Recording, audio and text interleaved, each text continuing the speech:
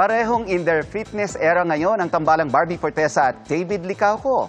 Kailan kaya sila magkakasama sa pagtakbo? Narito ang aking chika. With Barbie Fortesa enjoying her fitness era, sobrang hanga raw ang other half ng Barda Love team na si David Licauco.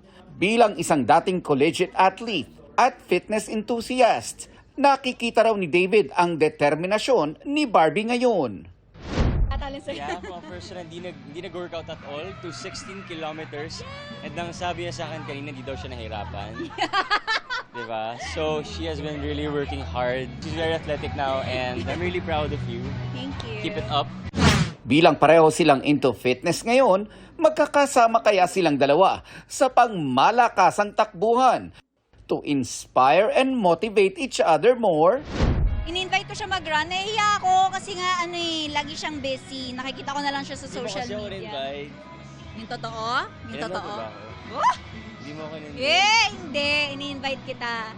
Marami na raw nakakamiss sa tambalan ng dalawa na sa pulang araw pa huling napanood. Barbie is busy doing the upcoming Kapuso series Beauty Empire at wala si David sa cast.